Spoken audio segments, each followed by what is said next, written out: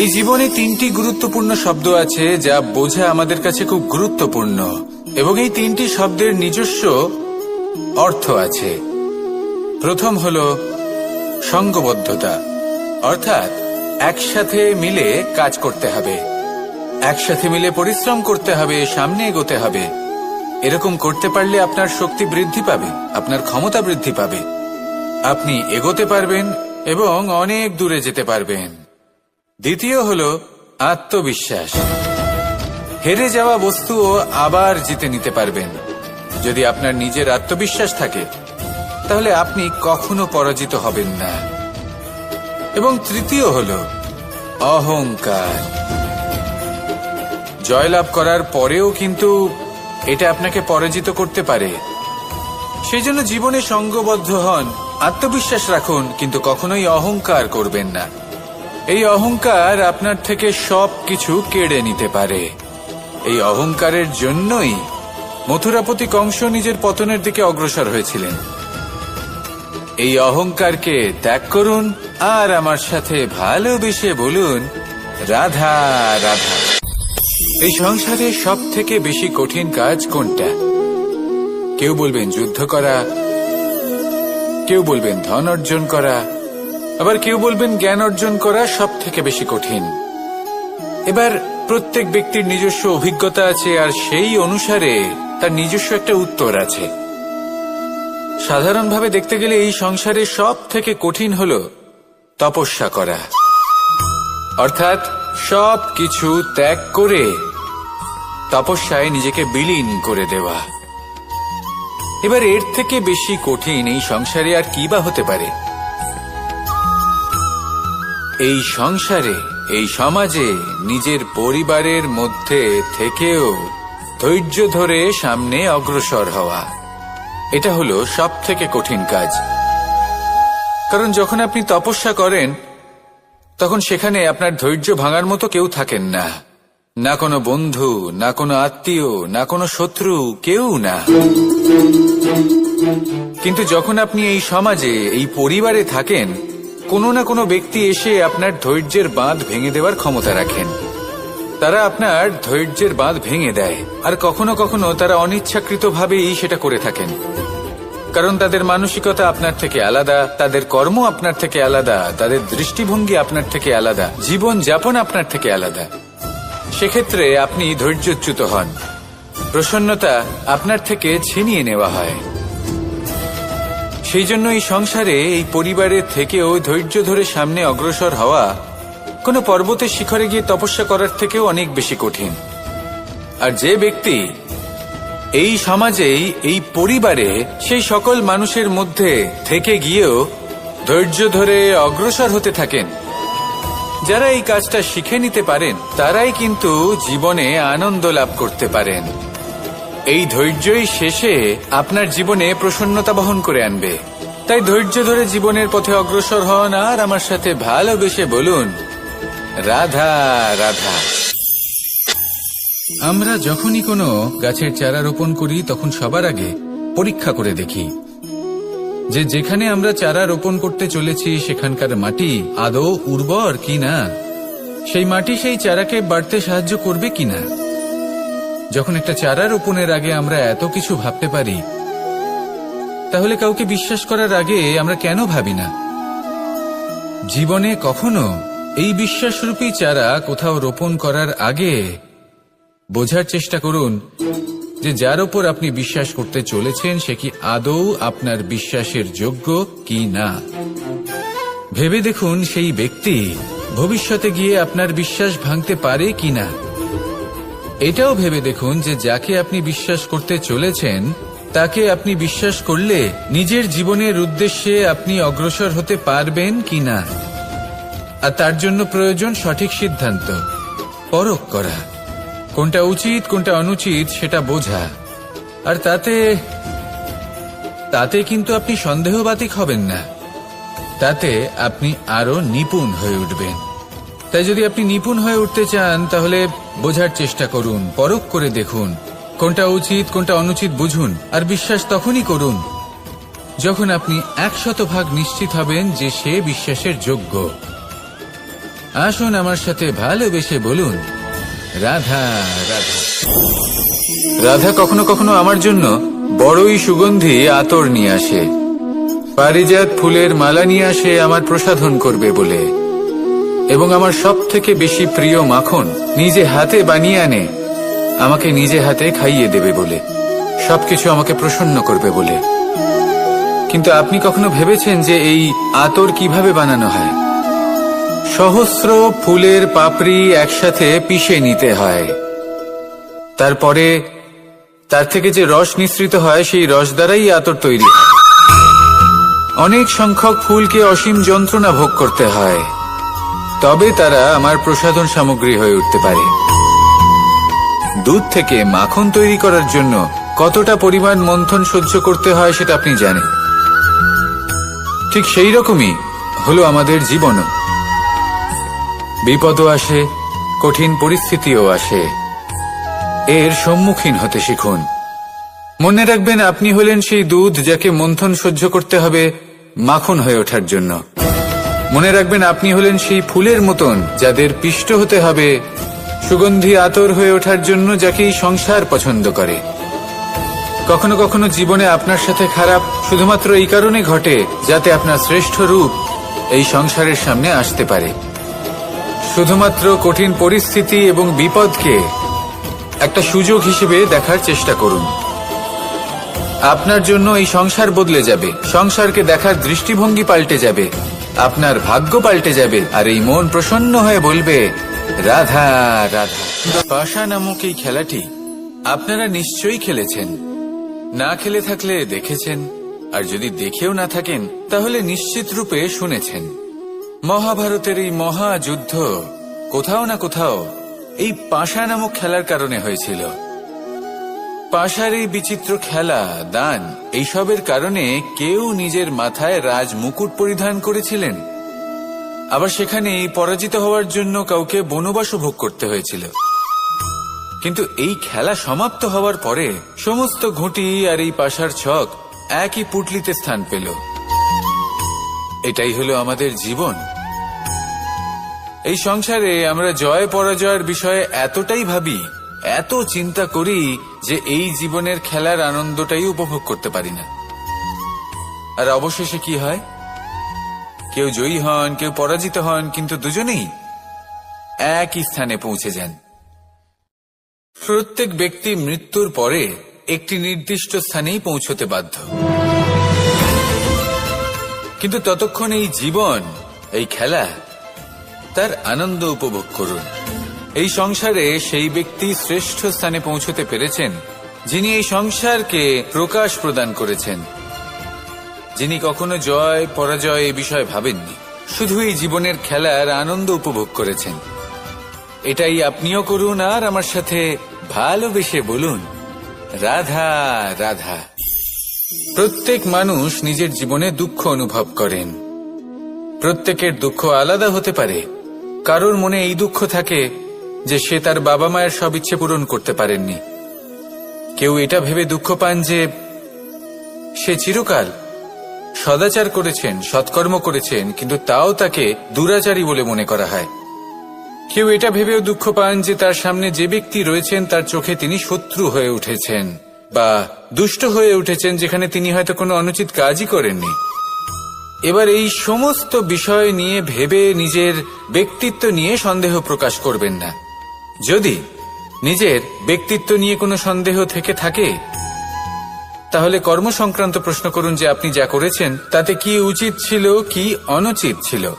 যেটা প্রয়োজন সেটা এটা বোঝার যে আপনার অন্তর্মন, আপনার বিবেক আপনাকে কি বলছে, আর আপনার অন্তর্মন আর আপনার বিবেক আপনাকে যেটা করতে বলবে শুধু সেটাই করুন। আর তারপরে এই সংসার কি বলবে, কি ভাববে সেসব নিয়ে ভাবতে যাবেন না, কারণ এই সংসার তো ঈশ্বরকেও প্রশ্ন করে থাকে, ঈশ্বরকেও দোষী মনে করে। কখনো কখনো যখন কোনো ঘটনা মানুষের ইচ্ছা অনুযায়ী ঘটে না, তখন মানুষ এটা বলে যে হে ঈশ্বর, আপনি আমার পাশে থাকলেন না, আপনি বড়ই কঠোর, এটা আপনার দোষ। যেখানে বেশিরভাগ সময় হয়তো সে নিজেই নিজের কর্মফল ভোগ করছে, আর কখনো কখনো ঈশ্বর হয়তো তার জন্য আরো ভালো কোনো পরিকল্পনা করে রেখেছেন, কিন্তু মানুষ সেটা বুঝতে পারে না। তাই দিনের শেষে যেটা প্রয়োজন সেটা হলো নিজের মনের কথা বুঝতে হবে। আপনার বিবেক কি বলছে শুধু সেটাই করুন আর সামনে এগোতে থাকুন। আমার সাথে ভালোবেসে বলুন, রাধা রাধা। পরিবর্তন, এটা হলো সৃষ্টির অমূল্য নিয়ম। এই সংসারে সবকিছু সময়ান্তরে পরিবর্তিত হয়, এই সময়ও পরিবর্তিত হয়। পরিবর্তন চিরকাল হয়ে এসেছে আর চিরকাল হতে থাকবে, কিন্তু এবার আমরা সেই পরিবর্তন কিভাবে লাভ করব যেটা আমাদের প্রয়োজন, যেটা আমরা চাই। আমরা জীবনে বিকাশ চাই। এই বিকাশ কিভাবে লাভ করতে পারি? এই প্রকৃতি কিন্তু আমাদের অত্যন্ত উত্তম উদাহরণ দিয়ে বুঝিয়েছে। একটি বিন্দুর উদাহরণ দিয়েছে যা ভবিষ্যতে একটা বিশাল নদীর আকার ধারণ করে। এটা কিভাবে হয়? মেঘ থেকে একটি বিন্দু ঝরে পড়ে সেই পর্বতের ওপর যেখানে হিম আছে। সেই হিমের সংস্পর্শে আসা মাত্র সেই বিন্দুর সাথে আরো বেশ কিছু বিন্দু যুক্ত হয়। তারপর তারা অগ্রসর হয়, আরো কিছু বিন্দু যুক্ত হয়, আস্তে আস্তে একটা ক্ষীণ ধারার রূপ ধারণ করে এবং সেটাই ভবিষ্যতে আরো এগোতে থাকে। অনেকটা যাওয়ার পর যখন অনেক সংখ্যক বিন্দু একসাথে যুক্ত হয় তখন সেটা বিশাল নদীর আকার ধারণ করে। এবার আমরা মানুষ বলে আমাদের সাথে এই নিয়মের অন্যথা হয় তা নয়। আমরাও এই প্রকৃতির অংশ, আমাদের ক্ষেত্রেও একই নিয়ম প্রযোজ্য। যখন পরিশ্রম করে অনেক সংখ্যক বিন্দু আমরা একত্রিত করব তখনই পরিবর্তনের নদী প্রবাহিত হবে। প্রয়োজন হল নিরন্তর পরিশ্রম করা এবং ধৈর্য ধরা। এটা করতে থাকুন, জীবনে সবকিছু লাভ করতে পারবেন, কারণ প্রকৃতি আমাদের এটাই শিখিয়েছে। আর আমরা এই ব্রহ্মরই একটি অংশ, যার দ্বারা এই ব্রহ্মাণ্ড নির্মিত। আসুন আমার সাথে ভালোবেসে বলুন, রাধা রাধা। কখনো এই প্রকৃতির দিকে তাকিয়ে থাকবেন। এই প্রকৃতি অনেক ধরনের শিক্ষা দেয়। কোন একটা গাছকে দেখুন কিভাবে সে মাটি থেকে জল শুষে নেয়। সে ঝড় হোক বা হোক কড়া রোদ সব সহ্য করে এবং অবশেষে সে ফল ধারণ করে। আর সেই ফল উৎপন্ন করার পরে সে ফল কিন্তু সে নিজে গ্রহণ করে না, এই সংসারকে প্রদান করে, যাতে পশু পাখি মানুষ তারা এই ফল গ্রহণ করে শক্তিশালী হয়ে উঠতে পারে, সুস্থ থাকতে পারে। সেভাবেই নদী, সরোবর এরা নিজেরাও কিন্তু নিজেদের জল গ্রহণ করে না, মাটিকে প্রদান করে, পশু পাখিকে প্রদান করে। সূর্য নিজেও নিজের জন্য প্রজ্বলিত হয় না,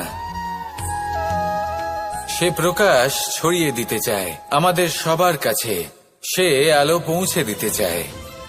এই প্রত্যেকের কর্মে পরমার্থ নিহিত আছে, আর সেই জন্যই এদের সকলকে পুজো করা হয়। তাই মনে রাখবেন, আপনার কাছে জীবন যাপনের অতিরিক্ত যা কিছুই আছে তা পরমার্থের জন্য। তাহলে তার সদ্ব্যবহার করুন আর আমার সাথে ভালোবেসে বলুন, রাধা রাধা। আমরা প্রত্যেকেই অবশ্যই এমন সময় দেখেছি যখন অনেকগুলো সমস্যা একসাথে আমাদের জীবনে এসে পড়ে। সমস্যা আমাদের প্রত্যেকের জীবনেই থাকে। আমরা তার সমাধান খুঁজতে চেষ্টা করি, কখনো সমাধান খুঁজে পাই, আবার কখনো যতই চেষ্টা করি না কেন কোনো সমাধান খুঁজেই পাই না। আর যখন এটা হয় তখন মানুষ অত্যন্ত বিচলিত হয়ে পড়েন।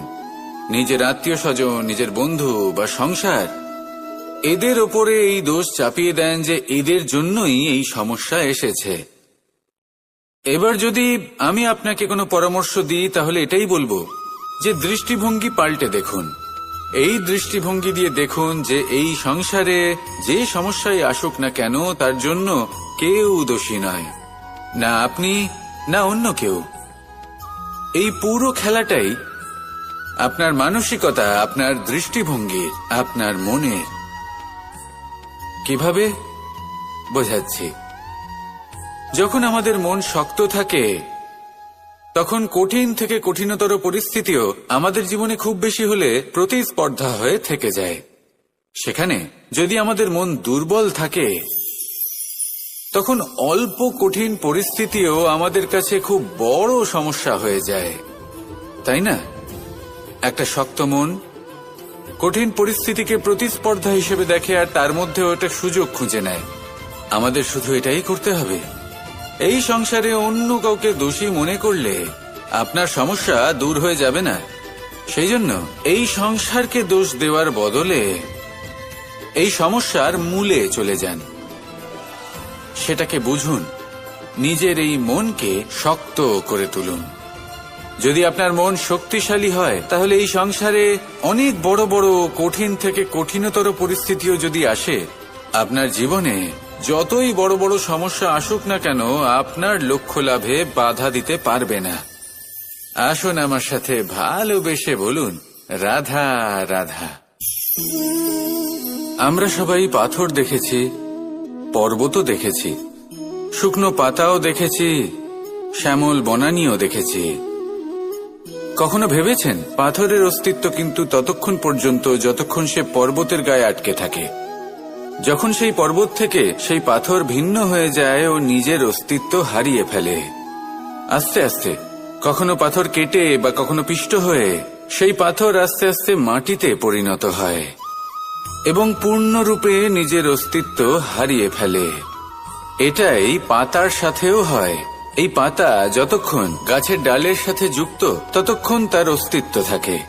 যখনই ডাল থেকে বিচ্ছিন্ন হয়, সেও নিজের অস্তিত্ব হারিয়ে ফেলে। আর এটাই আমাদের সাথেও হয়। যতক্ষণ আমরা নিজেদের আপনজনের সাথে যুক্ত থাকি, আমাদের অস্তিত্ব বজায় থাকে। যখন আপনজনদের সাথে সম্পর্ক ছিন্ন করি, তখন আমরাও আমাদের অস্তিত্ব হারিয়ে ফেলি। এবার এই সংসারের প্রত্যেক ব্যক্তি স্বতন্ত্র থাকতে চান, আর অনেক ব্যক্তি স্বতন্ত্র থাকবেন বলে আপনজনদের দূরে করে দেন আর তাদের সাথে এই সম্পর্ক ছিন্ন করেন। এটা কি সত্যি প্রয়োজন? আপনজনদের সাথে সম্পর্ক ছিন্ন করে নিজের অস্তিত্ব হারিয়ে ফেলা প্রয়োজনীয়, নাকি আপনজনদের সাথে সম্পর্ক বজায় রেখে নিজেদের স্বতন্ত্র করে রাখা সেটা আবশ্যক? নির্বাচন আপনারই। আসুন আমার সাথে ভালোবেসে বলুন, রাধা রাধা। আপনি কি কখনো নৌকা যাত্রা করেছেন? করে না থাকলেও নিশ্চয়ই দেখেছেন যে এই জল যা নিজের অন্তরে সব কিছু সমাহিত করে নিতে পারে, এই নৌকা সেই জলের ওপরেই ভেসে থাকে। নদীর স্রোত কাটিয়ে সে সামনে অগ্রসর হয়। কিন্তু যদি এই নৌকায় কোনো ছিদ্র হয়, তাহলে কিন্তু সেই নৌকা ডুবে যাবে। আর এতে কোনো তফাৎ হবে না যে সেই ছিদ্র ছোট নাকি বড়, নৌকা ডুবে যাবে। এই ছিদ্র হলো আমাদের জীবনে আমাদের অপগুণ, আমাদের দোষ, আমাদের বিকার। কখনো এটা ভাববেন না যে এই দোষ খুবই ছোট, এতে কিছুই যাবে আসবে না। না, সেই ছোট দোষ, সেই ছোট বিকার, যদি সেটাকে শুধরে না নেন, তাহলে সেটা আপনাকে আপনার পতনের দিকে নিয়ে যাবে। শেষ পর্যন্ত এটা আপনার উপর নির্ভরশীল যে আপনি কি চান।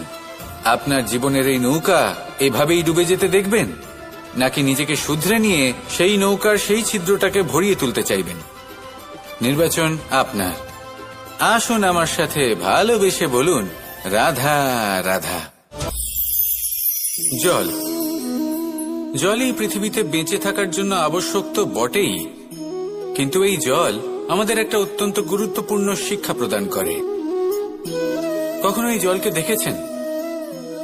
যে পরিস্থিতিতেই এই জল প্রবাহিত হোক না কেন, এর উপর যা কিছুই প্রভাব থাকুক না কেন, এর পথে যতই বাধা আসুক না কেন, তার মধ্যে থেকে ও নিজের পথ ঠিক বের করে নেয়, কিন্তু নিজের প্রবাহ থামতে দেয় না, ক্রমাগত অগ্রসর হতে থাকে। সেরকমই একটা শিক্ষা যেটা আমরা জল থেকে পেয়ে থাকি, তা হলো এটা: আমরা যখন জলের দিকে তাকাই তখন আমরা নিজের প্রতিবিম্ব দেখি, স্পষ্টভাবে দেখতে পাই। কিন্তু তখনই দেখতে পাই যখন এই জল শান্ত থাকে, স্থির থাকে। যদি এই জল অশান্ত হয়ে থাকে, স্থির না হয়, তাহলে আমরা এতে নিজের প্রতিবিম্ব দেখতে পাই না। এটাই আমাদের মনের সাথেও হয়ে থাকে। যখনই জীবনে কোনো সংকট আসে, যদি আমরা শান্ত মনে, স্থির মনে সিদ্ধান্ত নিই, তাহলে সেটা এমন একটা শীতল সিদ্ধান্ত হবে যেটা আমাদের ভবিষ্যৎকে একটা শ্রেষ্ঠ স্থানে নিয়ে যাবে। যদি এই মন অশান্ত হয়, বিচলিত হয়, পীড়িত হয়, দুঃখিত হয়ে থাকে, রুষ্ট হয়ে থাকে, তাহলে অনেক সময় আমরা এমন সিদ্ধান্ত নিই যেটা আমাদের জন্য অনুচিত প্রমাণিত হয়। যখন আপনি ক্রুদ্ধ ছিলেন বা দুঃখের বশে ছিলেন, তখন অনেক সময় হয়তো এমন সিদ্ধান্ত নিয়েছেন যেটার জন্য ভবিষ্যতে আপনি অনুশোচনা করেছেন। এবার দেখুন, এই আবেগগুলো থেকে আমরা পালাতে পারবো না, কিন্তু এই আবেগগুলো আপনার উপর কতটা প্রভাব ফেলবে সেটা আমরা অবশ্যই ঠিক করতে পারি। এই মনকে আমরা নিয়ন্ত্রণ করতে পারি। এটাই করুন, চিন্তা করুন, এই মনকে শান্ত রাখুন, স্থির হতে চেষ্টা করুন, আর তারপরে সিদ্ধান্ত নিন। আসুন আমার সাথে ভালোবেসে বলুন, রাধা রাধা। এই সংসারে ভৌতিক বস্তুরও নিয়তি আছে। যারাই এই সংসারে আসে বা উৎপন্ন হয়, তারা কিছুমাত্র সময় পর্যন্তই এখানে থাকতে পারে, আর তারপরে সেও লুপ্ত হয়ে যায়, অর্থাৎ সে নিজেও এই পঞ্চমহাভূতে সমাহিত হয়ে যায়। আমাদের সাথেও ঠিক এটাই হয়। সেই জন্যই ঈশ্বর দ্বারা প্রদত্ত এই উপহারের বিষয়ে ভাবুন, এই জীবনের বিষয়ে ভাবুন। ঠিক যেমন বিশ্বাস ভঙ্গ হলে কোনো ব্যক্তি আমাদের কাছে অপরিচিত হয়ে যান, ঠিক সেরকমই শেষ নিঃশ্বাস ত্যাগের পর এই শরীরও আমাদের কাছে পরই হয়ে যায়। তাই এই শরীর থাকাকালীন শ্রেষ্ঠভাবে একে সদ্ব্যবহার করুন, এই জীবনে শ্রেষ্ঠ কর্ম করুন, আর এই জীবনকে শ্রেষ্ঠভাবে যাপন করার জন্য কিছু কথা বোঝা প্রয়োজনীয়। যদি আপনি কারোর প্রশংসা করেন, তাহলে পূর্ণ হৃদয় দিয়ে করুন। যদি আপনি হস্তক্ষেপ করে থাকেন, তাহলে মস্তিষ্ক দ্বারা করুন। যদি আপনি সমীক্ষা করেন, তাহলে বিবেক দ্বারা করুন। যদি আপনি ধন অর্জন করতে চান, তাহলে নীতি অনুসারে চলুন। যদি জীবনযাপন করতে চান, তাহলে রীতি মেনে করুন। আর যদি ঈশ্বরের ভজন করতে চান, তাহলে ভক্তিভাব নিয়ে করুন। শুধু এই কথা মনে রাখবেন যে আপনার এই জীবন কিন্তু অনিশ্চিত কাল পর্যন্তই আছে। কতক্ষণ আছে সেটা কেউ জানে না। তাই কিছু মুহূর্ত যেটা যাপন করতে আমরা এখানে এসেছি, সেখানে ক্রোধ, অহংকার, ঈর্ষা, এইসব আবেগের কি গুরুত্ব বলুন তো? এগুলো ত্যাগ করুন। মানুষকে ক্ষমা করতে শিখুন, আস্তে আস্তে বিশ্বাস করতে শিখুন। এই সংসারে নিঃস্বার্থভাবে প্রেম করতে শিখুন, আর সবার মধ্যে আনন্দ বিতরণ করুন। তাই এই সব গুণ যদি আপনি আত্মসাৎ করতে পারেন, তাহলে আপনার জীবনে শুধু আনন্দ এবং আনন্দই বিরাজমান হবে। আসুন আমার সাথে ভালোবেসে বলুন, রাধা রাধা। এবার কখনো কখনো জীবনে আমাদের মনে হয় যে চতুর্দিকে শুধুমাত্র অন্ধকারই হয়ে আছে। প্রত্যেকেরই তা কখনো মনে হয়। আর তখনই আমাদের নিরাশ হলে চলবে না, আমাদের দুঃখী হলে চলবে না। সেই সময় আমাদের খুঁজতে হবে নিজেদের আশেপাশে, চতুর্দিকে, আর কোথাও না কোথাও আমরা প্রকাশ অবশ্যই দেখতে পাবো, আশার একটা কিরণ অবশ্যই দেখতে পাবো। কেউ এমন একটা কর্ম করেন যেটা দেখে আমরা প্রেরিত হয়ে যাই, আর এমন কোনো কর্ম যদি আপনারা করেন, তাহলে সেই কর্ম আপনার মনকে প্রসন্ন ভাব, আনন্দ এবং ভালোবাসা দ্বারা ভরিয়ে তুলবে। আপনার অন্তরের সেই অন্ধকারের অন্ত করবে, দুঃখেরও অন্ত করবে। আর এই মন প্রসন্ন ভাব নিয়ে বলবে, রাধা রাধা। যদি কোনো সিংহ বানরের মতো গাছে চড়তে চেষ্টা করে, তাহলে কি হবে? একটা মাছ যদি মাটিতে হাঁটতে চেষ্টা করে, তাহলে কি হবে? তারা বিফলই হবে। কিন্তু এরকম কেন হয়? তার কারণ হলো প্রকৃতির রচনা কিছুটা এরকম। এখানে প্রত্যেকটি ব্যক্তিকে, প্রত্যেকটি প্রাণীকে আলাদা আলাদা গুণের অধিকারী করা হয়েছে, এবং সকলকে একটা সীমাও প্রদান করা হয়েছে। এবার এই যে বৃক্ষ, পশু, পাখি, এদের মধ্যে সেই ক্ষমতাই নেই যে এরা নিজেদের যাচাই করতে পারবে, নিজেদের সীমাগুলো বুঝতে পারবে। নিজেদের সদ্গুণগুলো চিনতে পারবে, এরা সেটা করতে পারবে না। কিন্তু মানুষ তো আলাদা। মানুষের কাছে সেই বিশেষ শক্তি আছে যে তারা পূর্ণরূপে নিজেদের যাচাই করতে পারবে, নিজেকে পূর্ণরূপে বুঝতে পারবে, নিজের দোষ, নিজের অপগুণ, নিজের সদ্গুণ, নিজেদের সীমাগুলো তারা বুঝতে পারবে। আর এটা অত্যন্ত গুরুত্বপূর্ণ। কথায় আছে যে যদি সাফল্য লাভ করতে হয় তাহলে নিজেকে যাচাই করে নিতে হবে। তাই নিজেকে যাচাই করুন, নিজের সাথে পরিচিত হয়ে যান এবং জীবনে কর্ম করতে থাকুন। সাফল্যের শিখরে অবশ্যই পৌঁছে যাবেন। আর ওখানে যদি যান তাহলে এই মন প্রসন্ন হয়ে অবশ্যই বলবে, রাধা রাধা। বনের মধ্যে যদি আপনি কোনো বিষাক্ত সাপ দেখেন তাহলে কি করবেন? আপনি তখনই তার থেকে দূরে পালাতে চেষ্টা করবেন। আর এটা কেন করবেন? নিজের রক্ষার্থে। এই কথা আমি নয় মেনে নিলাম, কিন্তু নিজের জীবনে এটা করেন না কেন? আপনি যেখানেই যান, যে স্থানেই যান না কেন, প্রত্যেক সময়, প্রত্যেক মুহূর্তে এমন বিষাক্ত সাপ আপনি অবশ্যই খুঁজে পাবেন। আর সেই সাপ নয় যাদের আপনি বনে খুঁজে পাবেন, এরা হলো সেই সাপ যা আপনাকে পাপ করতে বাধ্য করবে। আপনার অন্তরের বাসনা, ক্রোধ, অহংকার, লোভ, ঈর্ষা এদের বৃদ্ধি ঘটাবে। দেখুন, বনের এই সাপ আপনাকে একবার ছেড়ে দিতেও পারে, ছোবল নাও মারতে পারে, কিন্তু এই যে পাপরূপী সাপ আছে তা অবশ্যই ছোবল মারবে। কর্ম যদি করেন তাহলে অবশ্যই ফল পাবেন। সেই জন্য যখনই কোথাও যাবেন, যদি এমন কাউকে দেখেন, যদি এমন কিছু দেখেন যে আপনাকে পাপ করতে বাধ্য করছে, তাহলে সেই মুহূর্তে সেখান থেকে পালিয়ে যান। যেমন বনের সাপ দেখে আপনি পালাতে থাকেন। সৎকর্মের রক্ষা অত্যন্ত আবশ্যক। আসুন আর আমার সাথে ভালোবেসে বলুন, রাধা রাধা। মনুষ্য জীবনের সব থেকে বেশি গুরুত্বপূর্ণ বিষয় হল মনের একাগ্রতা। এই সংসারের যে কটি মহান কার্য সম্পাদন হয়েছে তা হল মনের এই একাগ্রতার একমাত্র ফল।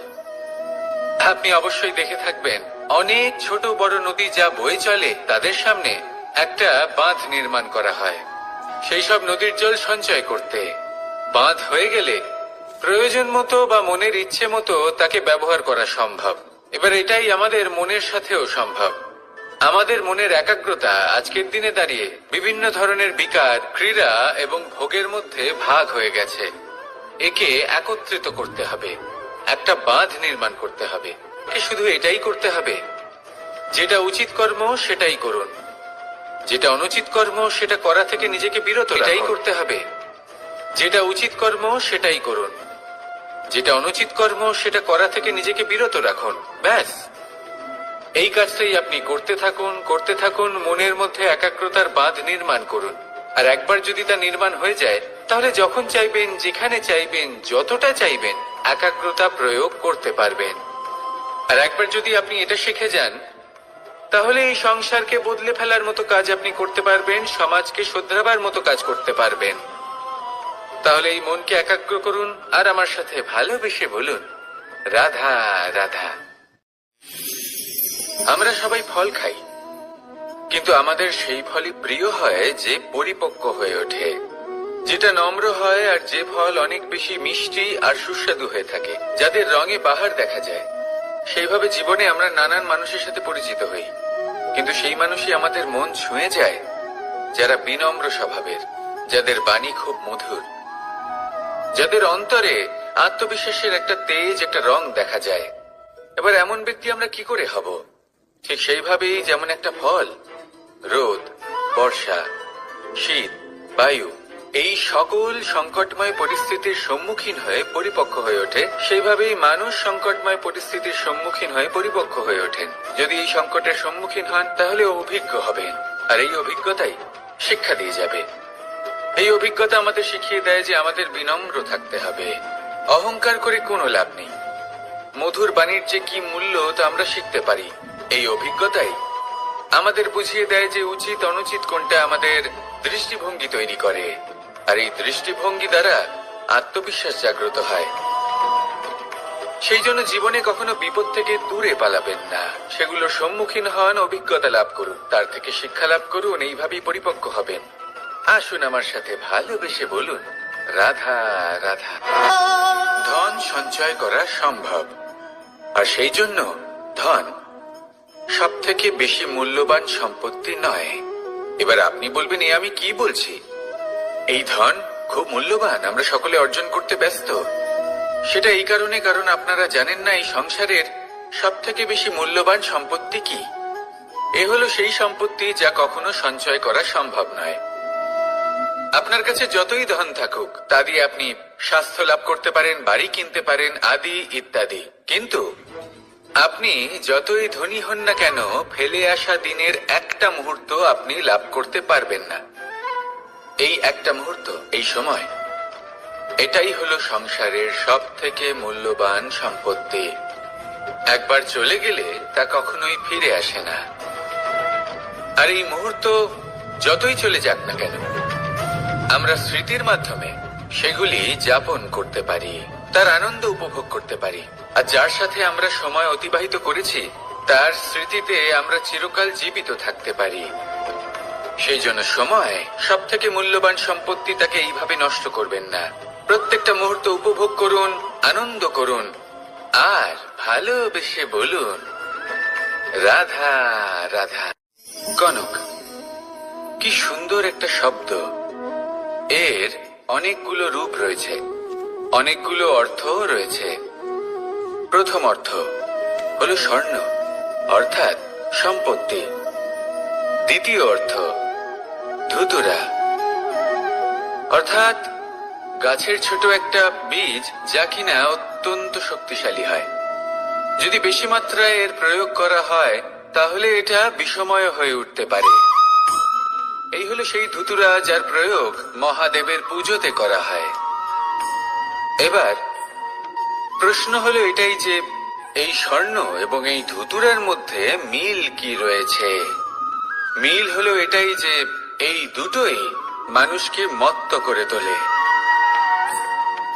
ধুতুরা মানুষকে তখন মত্ত করে যখন তাকে সেবন করা হয়, কিন্তু স্বর্ণ, ধন, সম্পত্তি, মানুষ এটা যতটাই অর্জন করে নেয় সেটাই যথেষ্ট। এই স্বর্ণ মানুষের ভাবনা চিন্তা করার ক্ষমতাকে বশ করে ফেলে। মানুষ সম্পত্তির লোভে মত্ত হয়ে ওঠে, কারণ যে যত চমৎকারী, যতটা অমূল্য হয় তাকে সামলানো কিন্তু ততটাই কঠিন, তাই না? তাই মনে রাখবেন, ধন, স্বর্ণ, সম্পত্তি এগুলো ধুতুরার থেকেও অনেক বেশি বিষাক্ত হতে পারে। তাই এর ওপর আত্মসংযমের একটা কবচ পরিয়ে রাখবেন এবং বিবেকের শক্তির সাথে এগুলো প্রয়োগ করুন, তবেই কল্যাণ হবে। আসুন আমার সাথে ভালোবেসে বলুন, রাধা রাধা। রোগ যদি এসে থাকে তাহলে তার ওষুধও অবশ্যই আসে।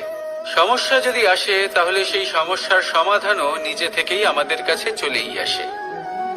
এই সংসার, এই জীবনের শুধুমাত্র একটাই নিয়ম আছে, আর তা হলো এটাই, এই সংসার হলো একটা চক্রের মতো। এতে শাশ্বত বলে কিছু নেই, নিত্য বলে কিছু নেই, আর যা কিছুই রয়েছে সব বদলাতে চলেছে। যদি আপনার জীবনে দুঃখ থাকে, সমস্যা থাকে, যদি আপনি বিপদ দ্বারা আচ্ছন্ন, তাহলে মনে রাখবেন সবকিছু বদলে যেতে চলেছে। দুঃখের সময় কাঁদবেন না, মনকে আরো দুঃখী করে তুলবেন না, কারণ এখানে যা কিছুই এসেছে তা যাওয়ার জন্যই এসেছে। তাহলে এত চিন্তা কিসের?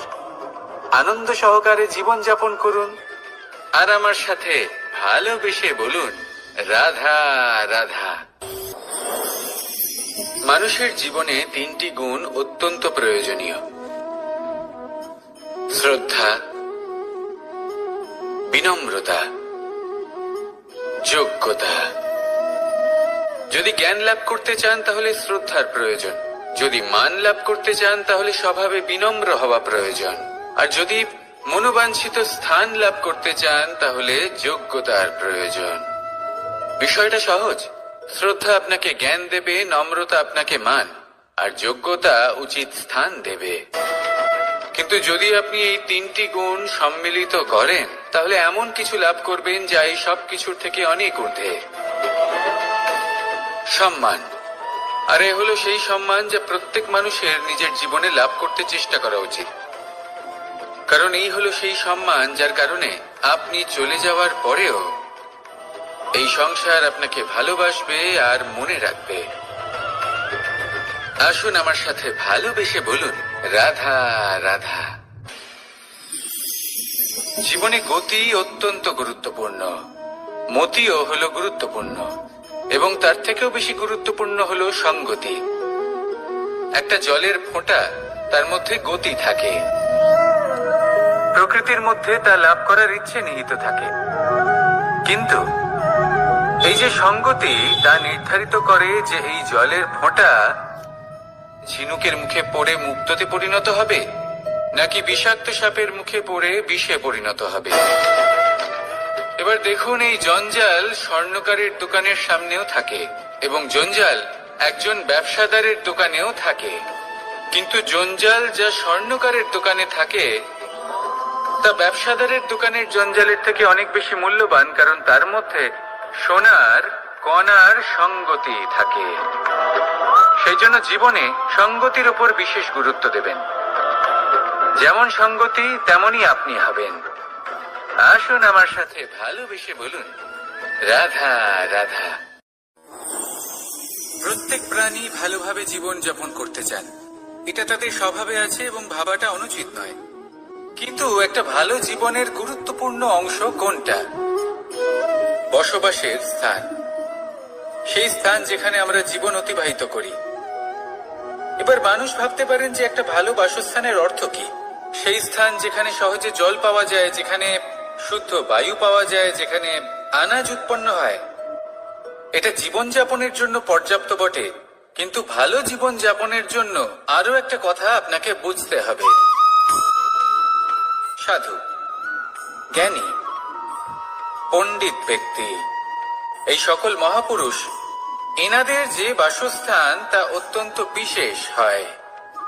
এখানে এক ধরনের বিশেষ ইতিবাচক শক্তি থাকে, এমন একটা স্থান যেখানে দেবতারাও বিচরণ করেন।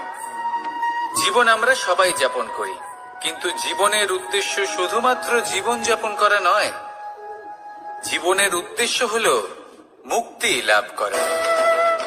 আর এই সকল সাধু, জ্ঞানী, পণ্ডিত ব্যক্তি, এই সকল মহাপুরুষ আপনাকে মুক্তির পথে নিয়ে যেতে পারেন, কারণ এরা হলেন সেই মহাপুরুষ যারা নিজেদের অন্তরের বিকার, অহংকার, ক্রোধ, বিদ্বেষ এই সকল দোষগুলিকে ত্যাগ করেছেন, এদের ওপর বিজয় লাভ করেছেন।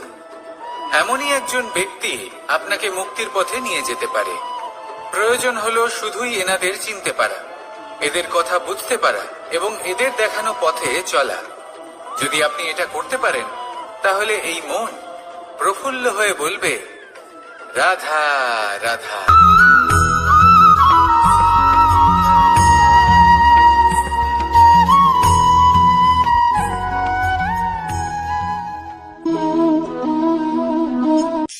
এই শুকনো পাতাটিকে দেখুন, নিষ্প্রাণ হয়ে পড়েছে।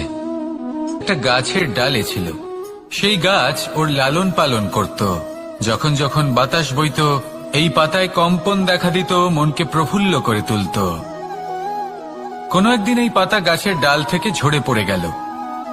নিঃসন্দেহে ও নিজের স্বাধীনতা পেল, কিন্তু আস্তে আস্তে শুকিয়ে গেল, নিষ্প্রাণ হয়ে গেল। দেখুন, আমি এই কথা বলছি না যে স্বাধীনতা অনুচিত, কখনোই না, কিন্তু যে কোনো পরিস্থিতিতে স্বাধীন হতে চাওয়া এটা নিশ্চিতরূপে অনুচিত। আমরা যদি আমাদের জীবনে পরিবারের গুরুত্ব ভেবে দেখি, তাহলে এই পরিবারে যতই মতভেদ থাকুক না কেন, যতই মনোমালিন্য থাকুক না কেন, যতই বিবাদ থাকুক না কেন, এই সব মিটিয়ে নেওয়া অত্যন্ত প্রয়োজনীয়। সেই সবকিছু সমাপ্ত করা অত্যন্ত প্রয়োজনীয়। কখনো এই পরিবারকে ভাঙতে দেবেন না, কখনো এই পরিবার থেকে দূরে চলে যাবেন না। এই পরিবার হলো আমাদের জীবনের একটা অমূল্য সম্পদ, অমূল্য এক আশ্রয়, যা এই সংসারে হয়তো কোথাও আপনি পাবেন না। তাই একে আগলে রাখুন। পরিবার সেই গাছ আসুন আমার সাথে ভালোবেসে বলুন রাধা রাধা।